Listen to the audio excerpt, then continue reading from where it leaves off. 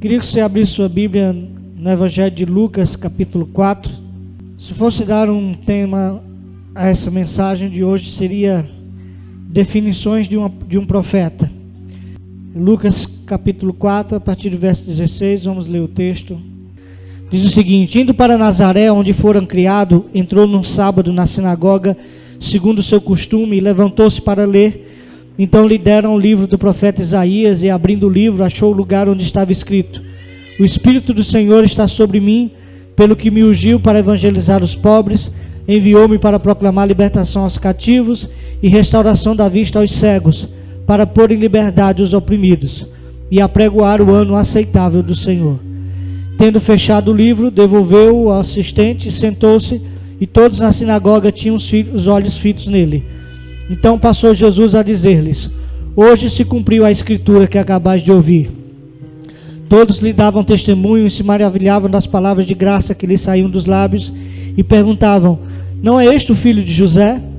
Disse-lhe Jesus: sem dúvida, citar-me-eis esse provérbio: médico, cura-te a ti mesmo. Tudo o que ouvimos ter se dado em Cafarnaum, faze-o também aqui na tua terra. Na verdade vos digo que muitas viúvas...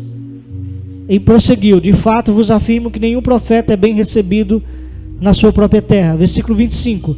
Na verdade vos digo que muitas viúvas haviam em Israel no tempo de Elias, quando o céu se fechou por 3 anos e 6 meses, reinando grande fome em toda a terra. E a nenhuma delas foi Elias enviado, senão a uma viúva de Sarepta de Sidom. Havia também muitos leprosos em Israel nos dias do profeta Eliseu, e nenhum deles foi purificado, senão Naamã, o sírio. Todos na sinagoga, ouvindo essas coisas, se encheram de ira, e levantando-se, expulsaram-no da cidade e o levaram até o cimo do monte sobre o qual estava edificada, para de lá o precipitarem abaixo. Jesus, porém, passando por entre eles, retirou-se. Amém, amados? Vamos orar ao Senhor.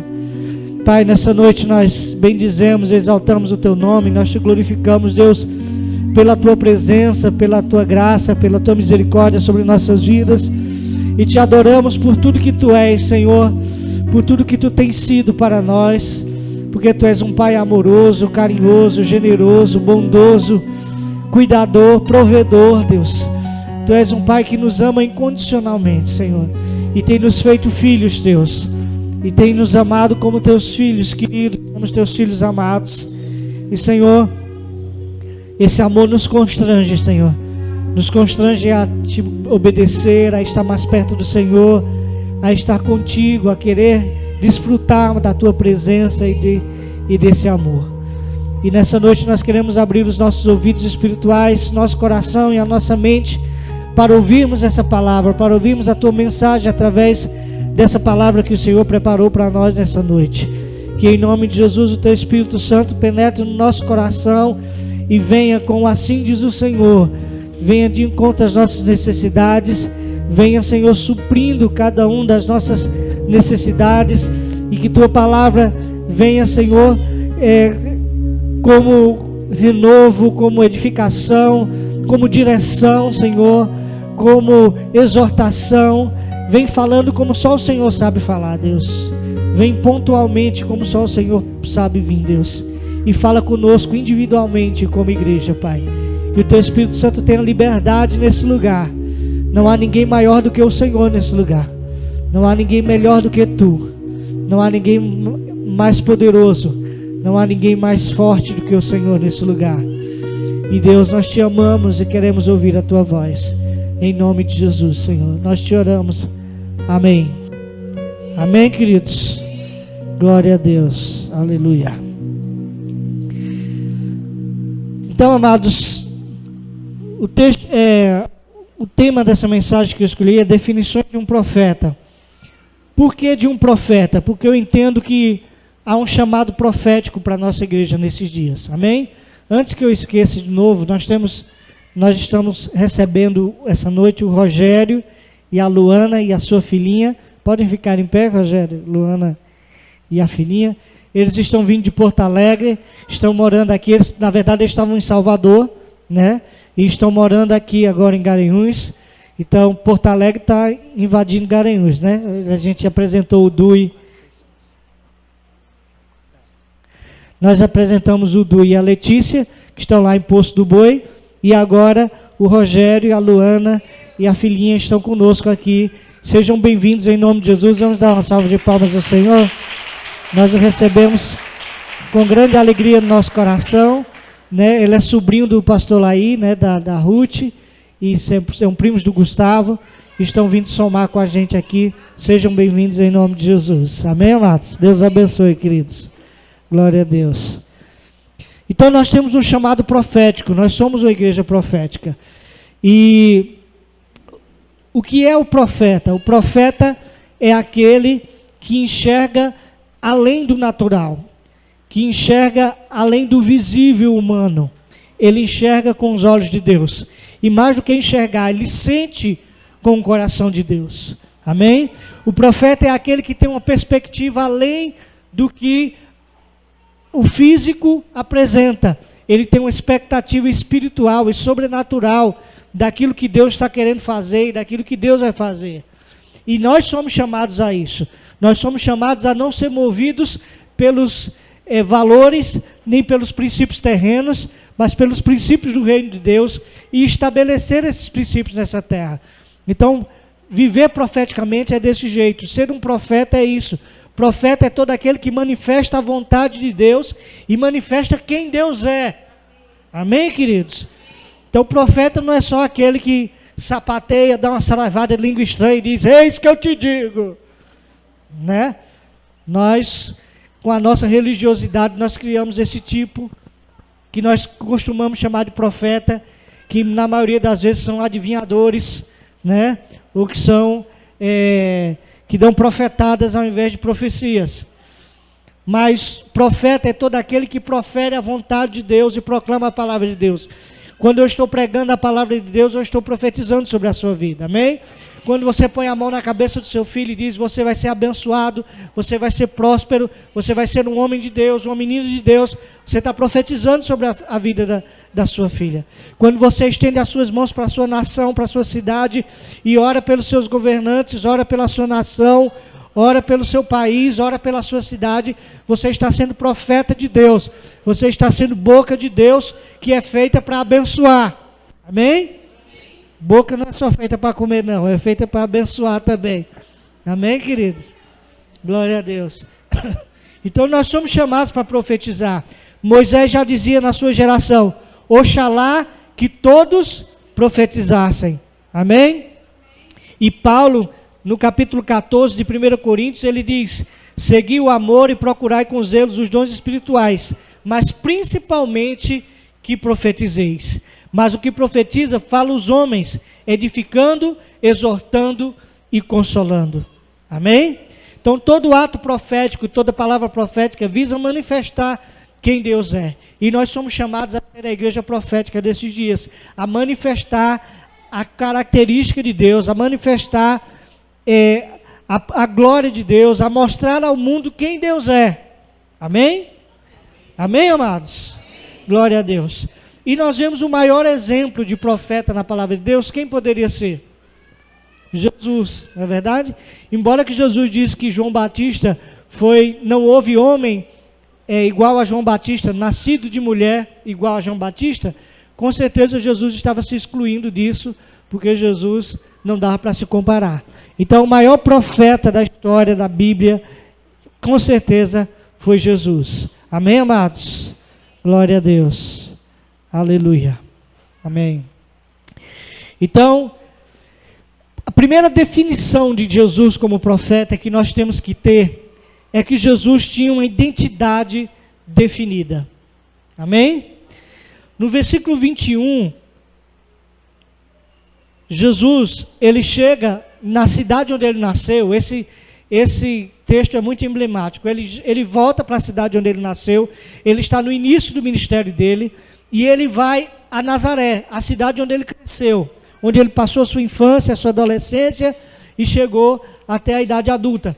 E ali ele chega e ele entra na sinagoga e ele pega o rolo do livro de Isaías, que havia sido escrito 700 anos antes dele, e lê o texto de Isaías 61, esse texto aqui: o Espírito do Senhor está sobre mim, pelo que me ungiu para evangelizar os pobres e tal. E ele se senta E as pessoas estão atônitas olhando para ele, e ele simplesmente disse: hoje se cumpriu essa palavra. Amém? Glória a Deus, que momento glorioso. Jesus sabia quem ele era. Jesus sabia o que Deus pensava a seu respeito. Jesus sabia qual era a sua identidade em Deus. Jesus sabia para que ele tinha vindo. E isso implica em saber, em conhecer a sua identidade. E Jesus sabia que ele era filho de Deus. Jesus sabia que ele era filho amado de Deus. O profeta sabe quem ele é e o que Deus pensa ao seu respeito. E nós precisamos nos tornar aquilo que Deus quer fazer.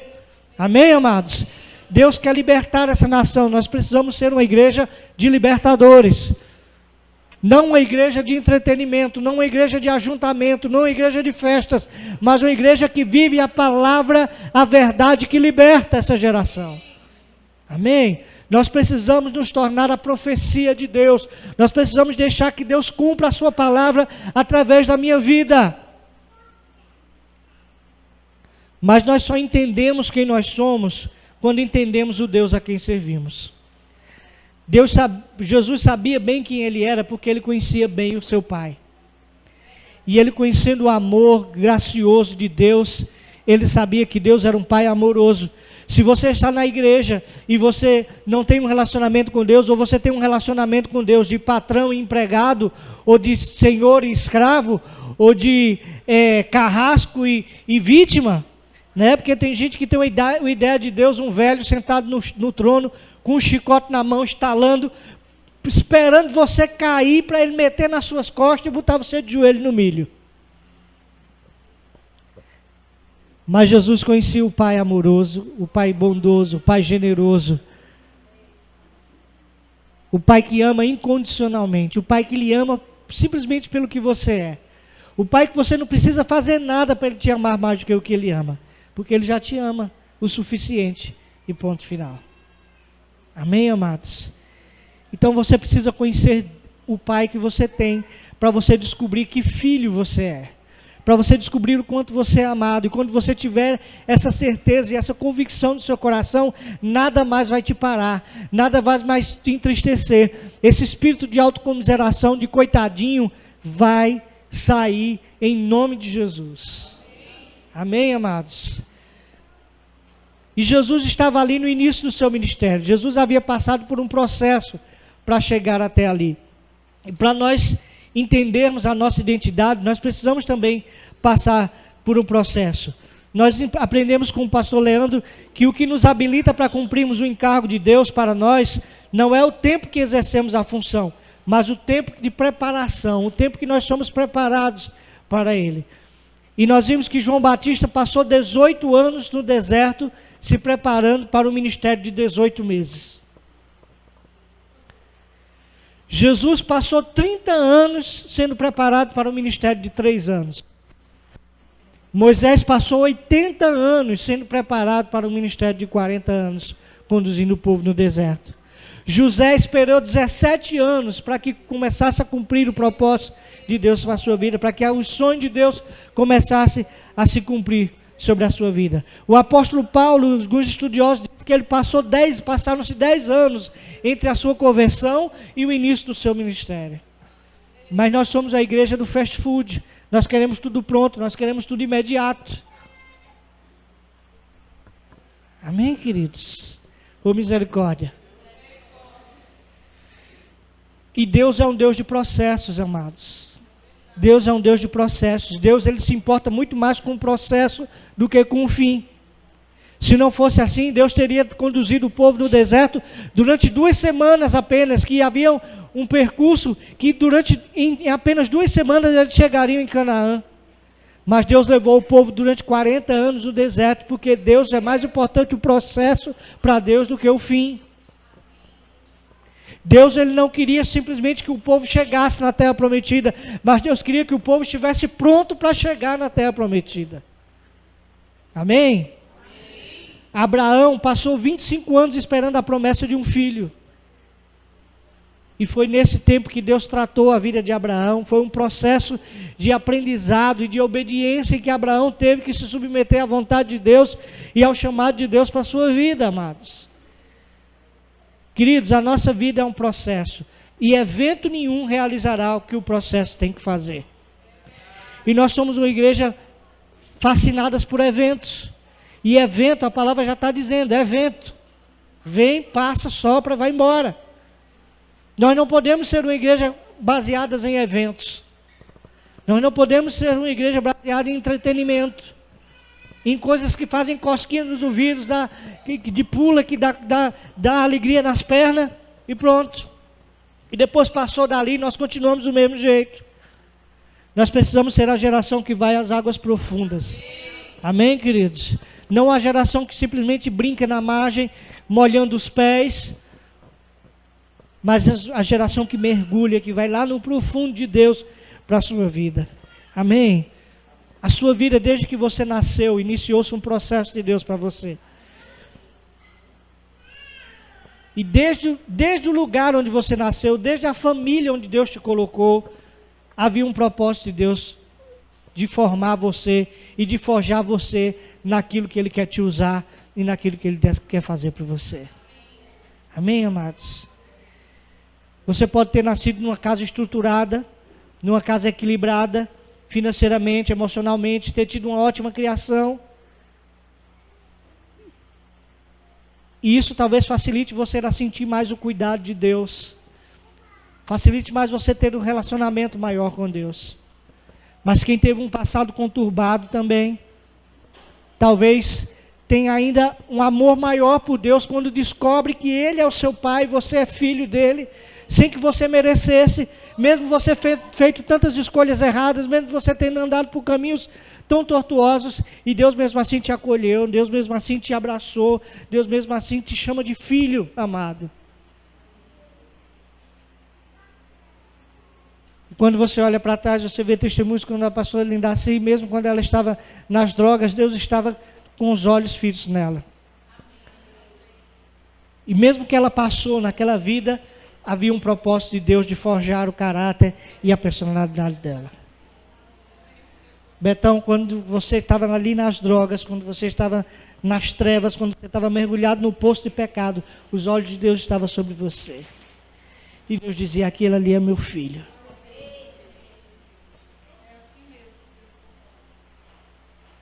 Amém, amados?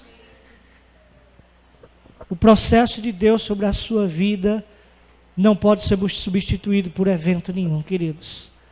Não pode ser substituído pelo ímpeto de simplesmente você querer fazer algo para Deus. Deixe-se ser trabalhado pelo Senhor. Deixe-se ser processado por Deus.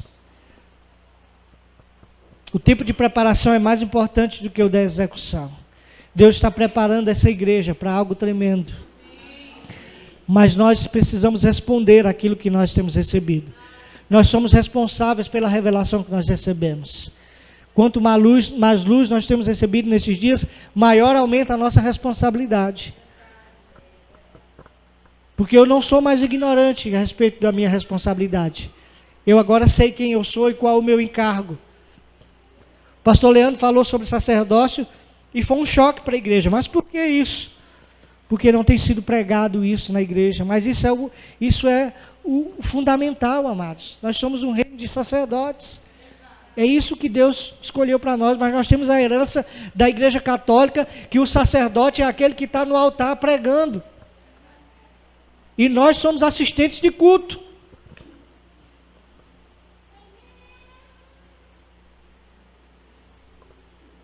E o reino de Deus nós somos chamados para profetizar, para sermos profetas do Senhor, para sermos reis e sacerdotes que estabelecerão o reino de Deus e a sua vontade nessa terra. Nós precisamos readquirir a nossa identidade. Nós precisamos reassumir a nossa identidade de filhos, de profetas nessa geração. Nós não podemos viver como ralos. Nós precisamos ser um chafariz. Amém, amados? Você é um chafariz, você não é um ralo. Você nasceu para você distribuir, para você espalhar, para você ser provedor, não simplesmente consumidor, não simplesmente sugar as coisas de Deus. Mas você nasceu para você dividir aquilo que você tem recebido. Na multiplicação dos pães e dos peixes, existiu um pregador que perguntou certa vez, quantas vezes Jesus multiplicou os pães? E aí a igreja respondeu 2 vezes. Ele disse, não, Nenhuma vez. Nas duas vezes, você vê o texto, os pães e os peixes foram multiplicados nas mãos dos apóstolos. Quando nós dividimos aquilo que nós temos, Deus vem e multiplica. Amém, amados? Mas quando eu retenho, eu me torno como um mar morto. O mar morto é um mar onde nenhuma espécie de vida subsiste nele. Nenhuma espécie de vida marinha, nenhuma espécie de vida aquática subsiste no mar morto. Por quê? Porque o mar morto, ele recebe as águas do mar e ele não libera essas águas. Então ali vai se concentrando um alto grau de salinidade e vida nenhuma consegue subsistir ali naquele mar. E muitos crentes têm sido assim. Têm retido apenas, têm sido represas que retêm apenas o que recebem e não dão resposta, não liberam aquilo que recebem e estão gerando morte ao invés de vida. Amados, você é chamado para saber, para reconhecer a sua identidade em Deus. Você não é chamado para ficar simplesmente sentado nessas cadeiras, assistindo cultos, se enchendo, dando glória a Deus, aleluia. Você é chamado para assumir a sua posição de filho, de profeta e de fazer diferença nessa terra. Amém? Em nome de Jesus. Além de uma identidade definida, em segundo lugar, Jesus tinha um propósito definido. Quando você descobre quem você descobre para que você está nesse mundo. Quando você descobre quem você descobre a sua missão. Amém? Quando a pessoa não sabe quem ele é, não sabe para que nasceu, não sabe para que vive, não sabe para onde vai, não entende nada do seu propósito, do seu caminho, do seu destino. Mas quando você descobre que você é filho de Deus, quando você descobre que você nasceu para ser sal e luz, para ser uma voz que clama nesse deserto chamado mundo, então você descobre o seu propósito. Amém? Jesus sabia o seu propósito. Jesus estava ciente do seu chamado e do seu propósito de Deus para a sua vida. Por isso ele sempre foi preciso e objetivo. E o diabo, ele não conseguia tirar o foco de Jesus. Ele não conseguiu de jeito nenhum. Você vê que no versículo 22, as pessoas começaram a ouvir Jesus falando, e eles dizem que eles se maravilhavam com a graça que Jesus falava. Mas aí eles terminam o versículo perguntando: não é esse o filho de José? E com aquela pergunta eles rejeitaram Jesus naquela cidade. Eles estavam perguntando: não é esse aquele menino que nasceu aqui entre a gente, que vivia aí brincando, que a gente viu andar, chorar, vivia na carpintaria do pai dele, ajudando o pai dele, e vivia correndo por aí pelos quintais, com o nariz escorrendo? Jesus era criança, né, mano? Não era esse que Maria estava trocando as fraldas dele um dia desse? Como é que ele está dizendo que é profeta agora? Como é que ele está dizendo que o que o profeta escreveu foi a respeito dele? Que ousadia é essa? Amados, Jesus sabia o seu propósito e nada fazia o parar. Nem a falta de reconhecimento humano o fez parar.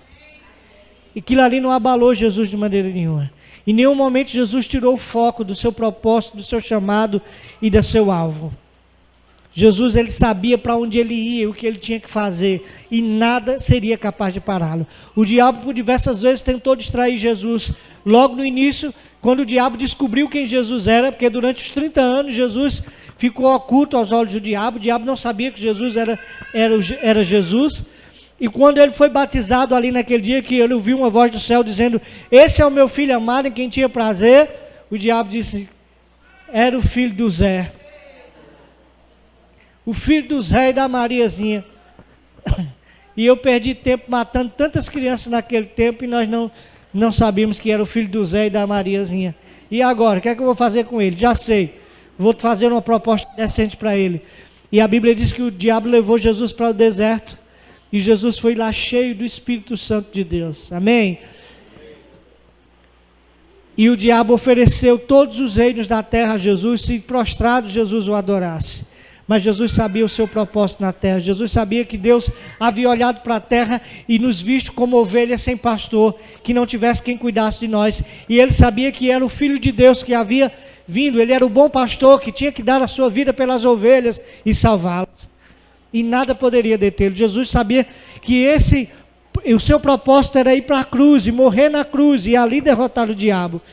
E Jesus sabia que se adorasse Satanás ali, ele estaria frustrando todos os planos de Deus e todos nós estaríamos perdidos.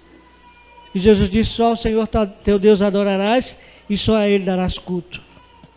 E Satanás teve os seus planos frustrados ali com Jesus, e Jesus saiu dali vitorioso daquele lugar, daquele embate com Satanás. Amém, amados? Nada fez Jesus tirar o foco. E o diabo, ele é mestre em querer nos distrair, em querer tirar o nosso foco. Nós somos uma geração distraída, desfocada, uma geração sem objetivos, sem fins. Olha o que diz o escritor aos Hebreus, capítulo 12. Portanto, também nós, visto que temos a rodear-nos tão grande nuvem de testemunhas, desembaraçando-nos de todo o peso e do pecado que tenazmente nos assedia, corramos com perseverança a carreira que nos está proposta, olhando firmemente para o autor e consumador da nossa fé, Jesus. Amém, amados? O escritor está dizendo que nós temos uma carreira que nos foi proposta, nós temos um propósito a cumprir. Você é filho, você descobriu sua identidade, você vai descobrir o seu propósito. Você percebeu que você não nasceu aqui nessa terra simplesmente para construir o seu império, ou para construir o seu reino, ou para trabalhar para juntar tesouros nessa terra.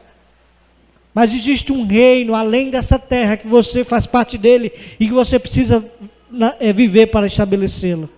Amém? Existem princípios que regem essa terra, que vão contra os princípios desse reino. E você tem que fazer a escolha de viver os princípios do reino de Deus e não os princípios dessa terra. E é isso que vai fazer a diferença na sua vida. É isso que vai te levar a cumprir o propósito de Deus para a sua vida ou não.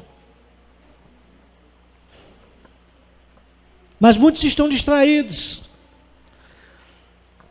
Muitos gastam o seu tempo, gastam as suas energias, gastam seus dons, seus talentos, simplesmente em construir coisas aqui nessa terra que são perecíveis, são passageiras, são abaláveis, quando você é chamado a construir um reino que é inabalável, que é eterno, que é insubstituível, que é o reino de Deus. Você é chamado para trazer o reino de Deus nessa terra, para que a vontade de Deus, que ela é feita 100% no céu, seja feita aqui na terra também. Amém, amados? E o diabo, ele quer nos distrair. A indústria do entretenimento é a indústria que mais cresce hoje em dia. Por quê? Porque o diabo, ele quer que nós percamos o nosso tempo. E isso tem entrado dentro das igrejas. Começamos com shows gospel, hoje nós temos rave gospel, nós temos boate gospel, nós temos São João gospel, carnaval gospel,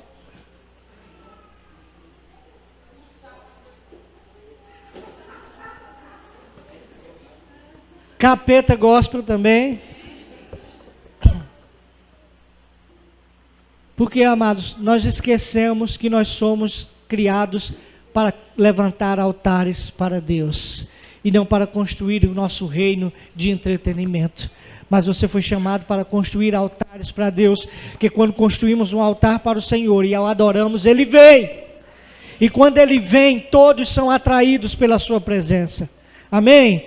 E Deus está levantando uma geração de jovens nessa nação, que não são mais atraídos pelo gelo seco, pelas luzes, pelo som da música, mas são atraídas pelo compromisso com Deus, de colocar o rosto no chão, de chorar, de pagar o preço, de se derramar, de se quebrantar e de se santificar. Amém? Essa é a geração de profetas que tem entendido a sua identidade e o seu propósito em Deus. Uma geração de jovens que ao escolher um curso para fazer numa faculdade, perguntam a Deus: Deus, qual é o curso que qual é a área que o Senhor quer me usar? E aí escolhe o curso que vai fazer. E não aquele: eu vou procurar o curso que vai me dar mais dinheiro, que vai me fazer rico, que vai me fazer luxar.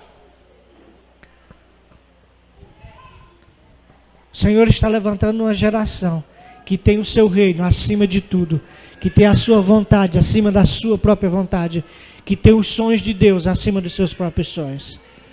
Amém? Uma geração que entende que vir para Deus não é vir para ganhar, mas é vir para perder. Que a igreja hoje tem pregado, venha para ganhar, venha para ganhar. Jesus pregava, venha para perder. Venha para perder. Porque quando se perde é quando se ganha no reino de Deus. Se você quiser salvar a sua vida, perdê-la. Mas se você perdê-la por amor de Deus, você vai salvá-la. Amém, amados? Entenda o seu propósito em Deus. E uma coisa que me chama a atenção é no versículo 20, diz que quando Jesus fechou o livro, se sentou, e a Bíblia diz que todos na sinagoga tinham os olhos fitos nele. Os olhos das pessoas estão sobre os que se propõem a ser diferentes.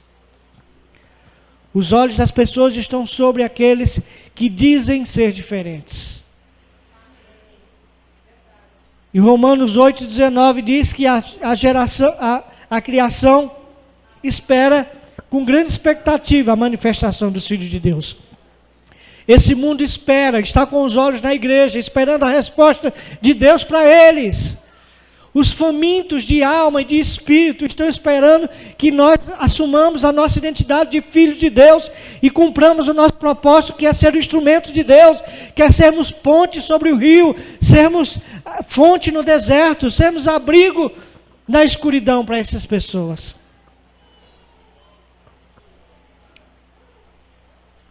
Mas enquanto o navio está afundando, a igreja, ao invés de ativar os salva-vidas, ela está no porão do navio, festejando.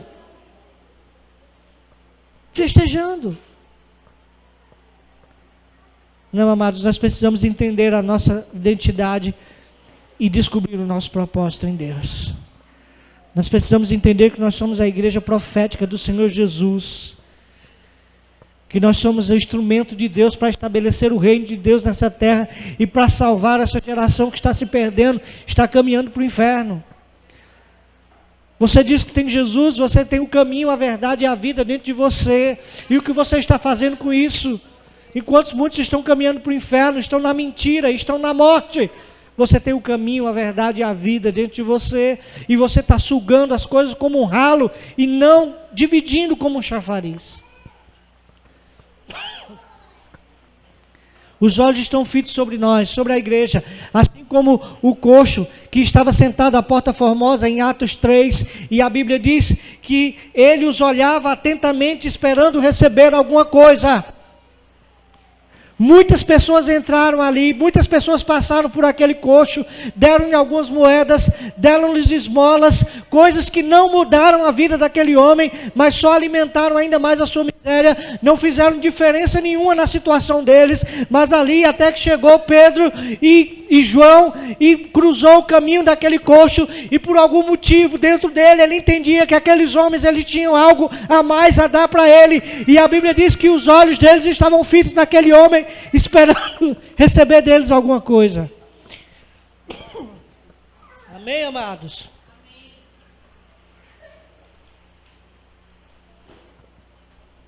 Assim essa geração está com os olhos fitos em nós, amados.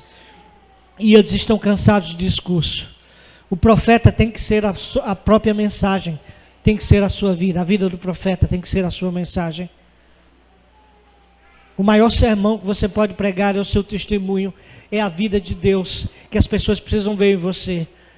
E assim como o verbo se fez carne e habitou entre nós, nós precisamos encarnar esse verbo, nós precisamos encarnar essa palavra de Deus, para que as pessoas vejam Deus em nós, para que as pessoas conheçam a Deus através da minha vida.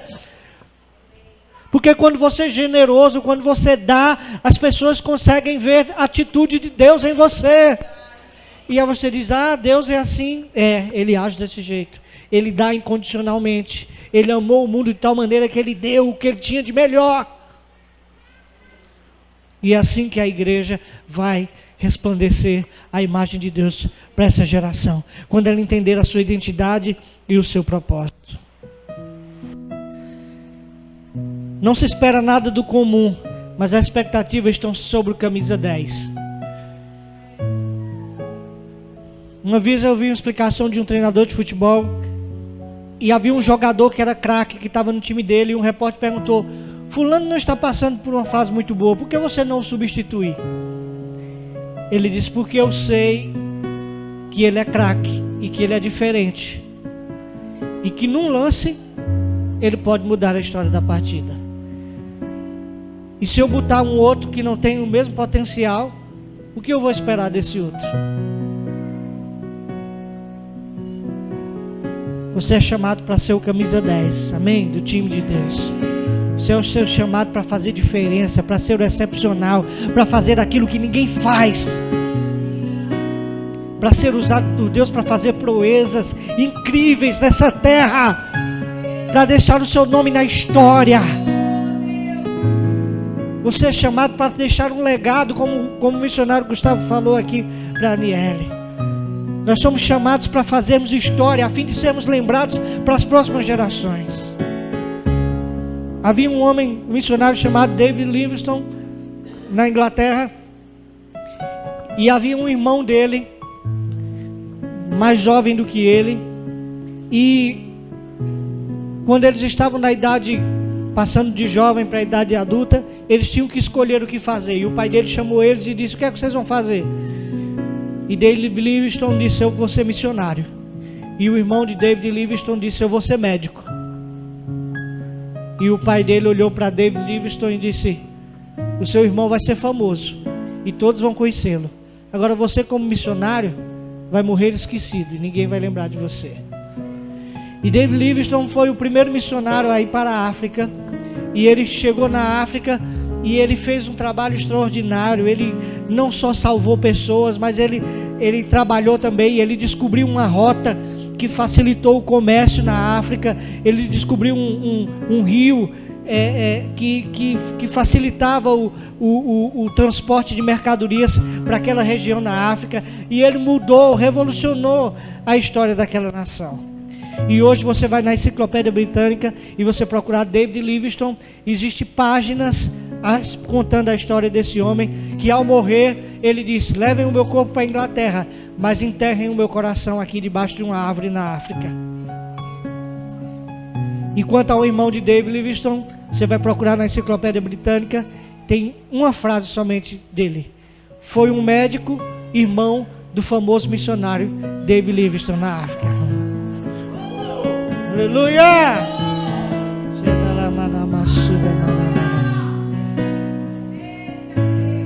Deus vai fazer o teu nome conhecido, querido, para as próximas gerações. Deus vai glorificar o nome dele através de você, através da sua história, através dos seus frutos. Os seus descendentes levantarão a bandeira e dirão: o meu pai fez uma grande obra para Deus, construiu a história, deixou o meu legado. Amém, amados? Glória a Deus. Aleluia. Mas aí nós deparamos num campo missionário muito difícil dentro desse propósito nós chamados, que é o campo missionário chamando a nossa casa. E como aqueles homens disseram: esse não era o filho de José? E Jesus disse: não há profeta bem-vindo a não ser na sua própria casa. E eu entendo que o campo missionário mais difícil e mais árduo é dentro da sua própria casa. É ou não é? Por que você acha que é? Qual a ideia que você... Por qual motivo você acha que é tão difícil ser missionário dentro da sua casa? Ser profeta dentro da sua casa?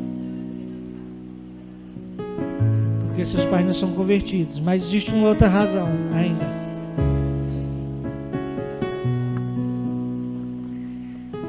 Lá você não usa o véu que você vem para a igreja. Você não usa a fantasia de crente. Você está exposto. Você não tem muitas vezes essa cara de santo que você tem aqui dentro da igreja.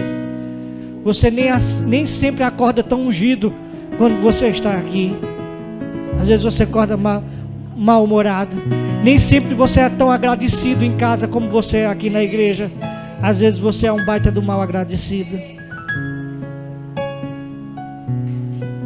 Nem sempre você é tão consagrado quando o seu pai, ou sua esposa, ou sua mãe pede para você levar o lixo para fora de casa.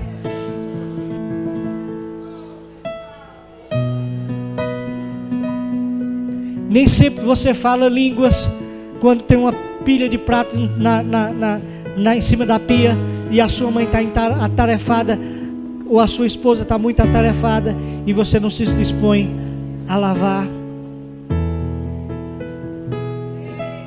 Será que não é por isso que é tão difícil ser profeta dentro da sua própria casa, queridos?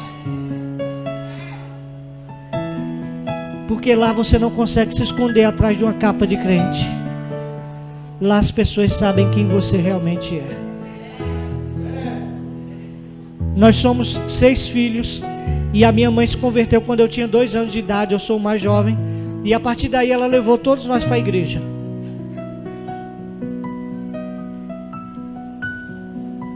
Mas nós éramos uns baita dos religiosos.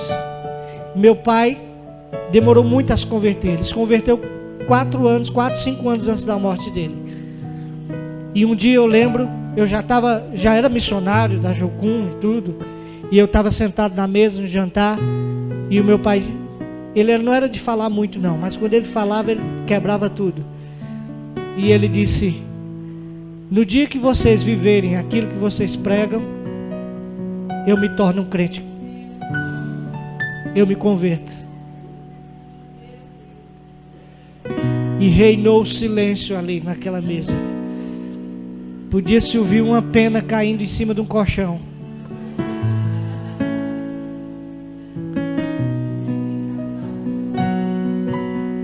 Mas graças a Deus nós pudemos testemunhar do amor de Deus para a vida dele.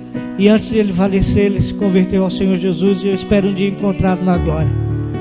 Amém, amados? É o Otávio. Né, Otávio? Queridos, nós somos chamados para o nosso primeiro campo missionário. Para onde começa o nosso ministério, que é dentro da nossa casa. Que Paulo disse a Timóteo: se o homem não cuidar bem da sua própria casa, como vai cuidar das coisas de Deus? Como vai cuidar do reino de Deus? Se você não dá testemunho dentro da sua casa, como você vai cuidar das coisas de Deus? Certa vez eu ouvi de uma filha de um pastor dizendo: quando o pai entra dentro de casa, vira um inferno. Eu jamais quero ouvir isso sair da boca dos meus filhos, amados. E o resultado é que esse homem acabou traindo a sua esposa, deixando ela e casando com outra pessoa.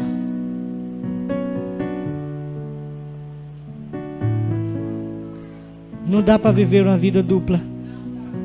Não dá para vestir uma capa de crente, uma fantasia de crente, embora muitos usem. Muitos trocaram da roupa, deixaram de beber, deixaram de fumar, deixaram de chamar palavrão, mas estão tão distantes de Deus quanto estavam quando faziam todas essas coisas. O seu relacionamento não condiz com aquilo que a palavra de Deus define quem é o Filho de Deus. O grande desafio da nossa geração é cristianizar os cristãos. Porque como você vai dizer com uma pessoa que é dizimista que ele é infiel? Como você vai dizer a uma pessoa que ora e chora que o coração dele está longe de Deus? Como você vai dizer com uma pessoa que não perde um culto no domingo que ele está frio e que ele precisa se converter? O nosso maior desafio, o desafio do século 17, foi evangelizar os pagãos. Depois os muçulmanos. Depois os índios. Por fim, o mundo comunista. Agora os católicos. E a nossa geração, o grande desafio é cristianizar os cristãos. É fazer com que aqueles que se dizem cristãos vivam o cristianismo que eles professam. Já dizia Mahatma Gandhi, um líder hindu, ele dizia: eu acredito no Cristo, eu não acredito nos cristãos. Chegou a hora da igreja assumir a sua identidade e viver o seu propósito em Deus, amados. Senão nós corremos um grande risco de estarmos perdendo nosso tempo com ajuntamentos, com festas, com arrepios, com alegria nas pernas, com choro, e sermos achados entre aqueles que Jesus vai dizer naquele dia: eu não vos conheço, afastai-vos de mim.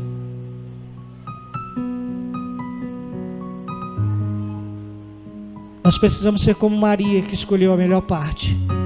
Marta é a igreja que nós temos sido. Maria é a igreja que Deus quer que sejamos. A igreja que temos sido é que temos comprado o favor de Deus através do serviço, através do muito fazer, através das atividades, através do ativismo. Mas Deus quer a igreja como Maria, aos seus pés, bebendo da fonte, sabendo que o relacionamento é muito mais importante do que o serviço. Que levantar um altar para Deus é muito mais importante do que você construir o seu reino. Amém, amados? Deus não fará nada através de você sem que antes não tenha feito em você. O grande problema é que nós queremos atropelar as coisas. Nós queremos que Deus faça através de nós sem antes Ele ter feito em nós. Você quer ser um instrumento de Deus? Deixa Deus trabalhar nesse instrumento. Deixa Deus polir. Deixa Deus fundir. Deixa Deus moldar. Deixa Deus trabalhar. Amém? Deus não fará nada através de você sem que antes tenha feito em você. Muitas vezes nós queremos libertar o mundo enquanto nós estamos presos a pecados e a vícios.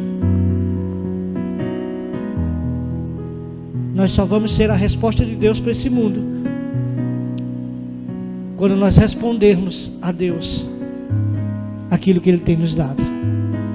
Amém, amados? Em terceiro lugar, Jesus tinha identidade definida, um propósito definido e, consequentemente, a autoridade definida. Quando você sabe quem você é em Deus e você sabe qual é o seu propósito, você tem autoridade. Amém, amados? Glória a Deus por isso. Jesus, quando Ele falou o propósito dele, falou quem Ele era, as pessoas o rejeitaram. E muitas vezes você vai ser mal compreendido, você vai ser rejeitado. Os irmãos de José vão se levantar contra você, vão querer te vender, vão querer te escravizar. Mas se você sabe quem é e qual é o propósito de Deus para a sua vida, nada vai te parar. Amém, amados? Nada vai te deter. E no versículo, no final do texto que nós lemos, diz que todos na sinagoga, ouvindo essas coisas, se encheram de ira e, levantando-se, expulsaram-no da cidade e o levaram até o cimo do monte sobre o qual estava edificada, para de lá o precipitarem abaixo. E o versículo 30 demonstra o que fala esse tópico da mensagem. Jesus, porém, passando por entre eles, retirou-se. Isso é autoridade espiritual. Jesus sabia quem Ele era e qual era o seu propósito. Jesus sabia que a sua hora era chegada. Estava ali a multidão enfurecida querendo jogar Ele de cima do monte. Jesus não trocou palavra com o diabo. Jesus não mediu forças com o diabo. Jesus não disse nem está amarrado, nem está repreendido, nem sai daqui, capeta. Jesus simplesmente passou entre eles, e a autoridade que estava naquele homem fez com que se abrisse um corredor e deixasse ele passar sem que nenhum dano lhe causasse. Amém, amados? Nós exercemos autoridade quando nos mantemos na posição que Deus nos colocou. Muitas vezes nós superestimamos as ameaças do diabo e subestimamos o poder e o propósito de Deus para nossas vidas. Ah, mas o diabo disse que ia me matar. E o que foi que Deus disse a seu respeito? Não, Deus disse que ia me usar. Deus disse que eu veria os meus filhos ainda sendo usados pelo Senhor. E por que você está com medo do que o diabo disse? Porque você está dando mais crédito ao que o diabo disse do que ao que Deus falou a seu respeito. Se você sabe quem você é e qual é o seu propósito, você tem autoridade sobre o diabo. O diabo, ele não pode te intimidar. E as ameaças do diabo caem por terra. Você se mantém na sua posição firme. Pode vir as investidas, pode vir as críticas, pode vir o que vier. O apóstolo Paulo escreveu a maioria das suas cartas na prisão. E ele dizia: olha, se for para eu morrer, eu vou estar com Cristo, é incomparavelmente melhor. Mas enquanto eu estiver aqui, eu vou ser usado por Deus para pregar o Evangelho e para demonstrar o amor de Deus para as pessoas. E o apóstolo Paulo estava lá preso, no final da vida, enfermo, abandonado por alguns de seus discípulos, prestes a ser condenado à morte, acorrentado, mas estava entre 2 soldados romanos. Era o que ele queria. E ali ele pregava a palavra de Deus para aqueles soldados não podiam sair de perto dele, e aquele velho chato falando do amor de Deus. E quantos soldados não se converteram ali através do testemunho daquele homem? Porque Paulo sabia quem ele era e qual era o seu propósito em Deus. Paulo sabia que o Evangelho não era uma maneira deles se dar bem, mas era uma maneira deles demonstrar a Deus mesmo através do seu sofrimento e da sua perda e da sua dor.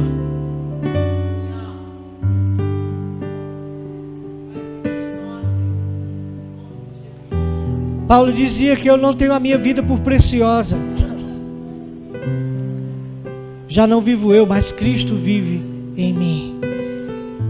E a vida que eu vivo na carne é pelo Filho de Deus. Isso é autoridade espiritual, amados. Isso é autoridade espiritual. Agora você pode se rasgar, dizendo: Satanás, eu te amarro, está repreendido, cai por terra e tal. E o diabo está rindo da sua cara.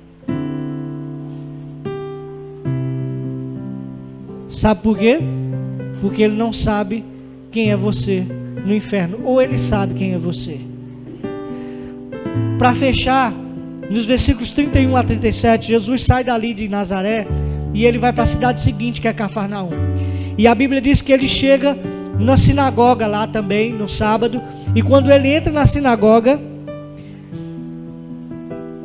chega um endemoniado e grita em alta voz: que temos nós contigo, Jesus Nazareno? Vieste para perder-nos? Bem sei quem és o Santo de Deus. Olha só, Jesus havia acabado de sair da sua cidade natal. As pessoas não o tinham reconhecido como Filho de Deus, não reconheceram a sua autoridade espiritual, não reconheceram o seu chamado, nem o seu status de profeta. Jesus chegou na cidade seguinte, veio o endemoniado e disse: eu bem sei que tu és o Santo de Deus. Mesmo que os homens não sabiam quem Jesus era, o inferno o conhecia. E eu quero dizer para você, o inferno te conhece e sabe quem você é. E sabe se você é uma ameaça para ele ou se você é um aliado com quem ele pode contar. Porque não existe um meio termo diante disso. Jesus disse: quem não é por nós é contra nós. Não existe um muro. O muro é do diabo. Se você está em cima do muro, você vai pro diabo. Ou você é uma ameaça para o diabo, ou você é um aliado. Ou você trabalha contra ele, ou você trabalha a favor dele.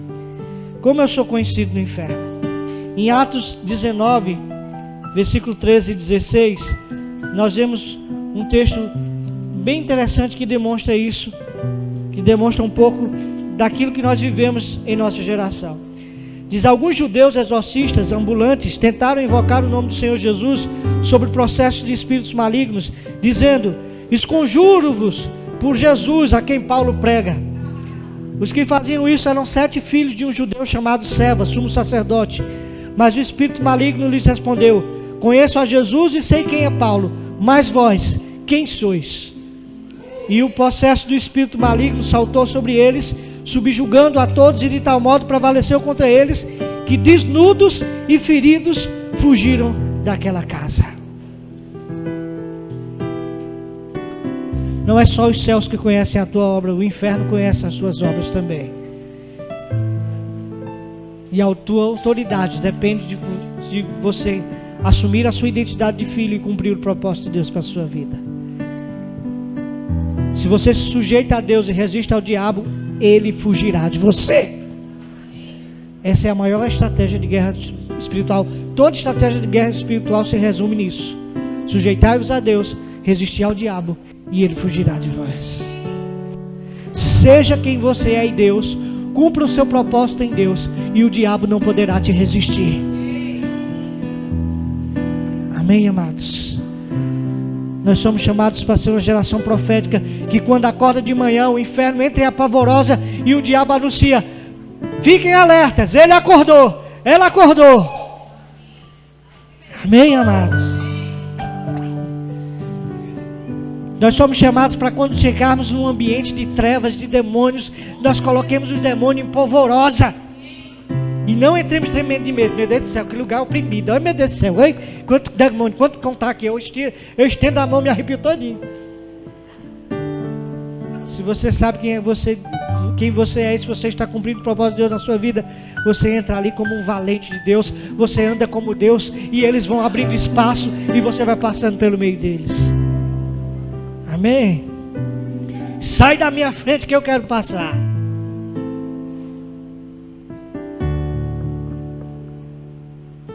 Identidade, propósito, autoridade. É isso que Deus quer nos dar nessa geração. Quando vivemos nossa identidade e propósito, aquilo que fazemos reverbera no inferno e incomoda o inimigo. Jesus disse: eu vim para desfazer as obras de Satanás. Mas ele sabia quem ele era, qual o propósito dele, e por isso tinha autoridade para tal. Nós somos chamados para ser. Mas ele sabia quem ele era, qual o propósito dele, e por isso tinha autoridade para tal. Nós somos chamados para ser essa igreja. Amém, amados? Vamos ficar em pé, vamos orar ao Senhor.